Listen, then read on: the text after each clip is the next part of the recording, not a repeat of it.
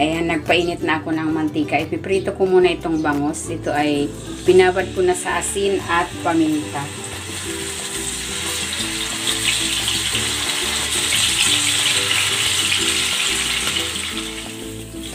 Habang piniprito ko ito, kung hindi ka pa nakapag-subscribe sa aking channel, please subscribe at i-click mo na rin ang notification bell para lagi kang updated sa aking latest recipes.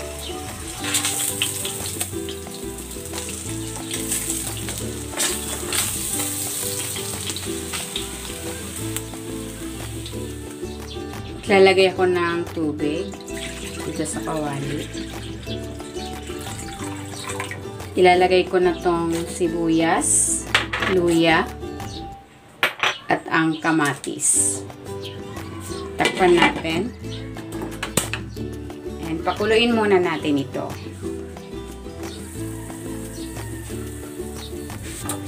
Ayan, kumukulo na. Titimplahan na natin itong sabaw. Maglalagay ako ng bagoong isda.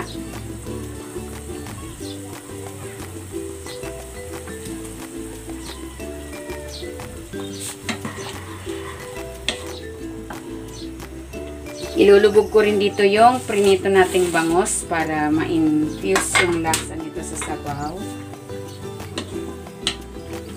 Ayan, bago ko ilagay yung mga gulay, tatanggalin ko muna itong bangus para di madurog.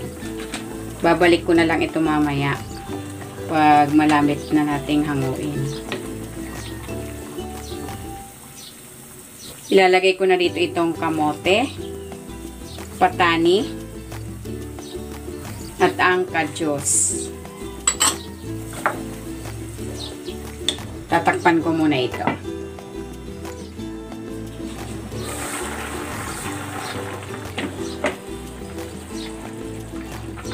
Yan, malambot na yung kamote. Tutulugin natin yung iba.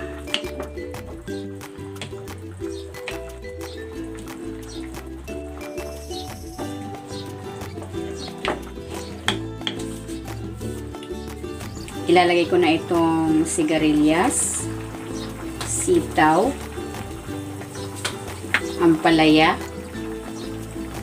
ang bataw.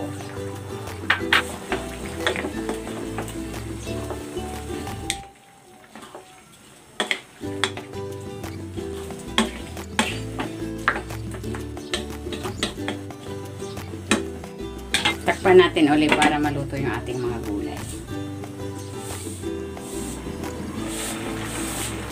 Ilalagay ko na rin itong talong at ang sili.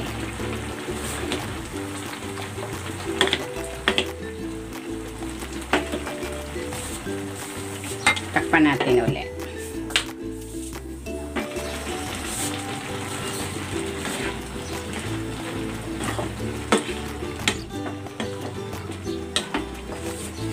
Titimplahan ko ito ng konting asin at ng paminta. Pwede kayong maglagay dito ng mga pampalasa of your choice, mga seasoning granules. Balik ko na tong isda. Ayan, luto na itong ating sari-saring gulay na may pritong isda. Hanguin na natin.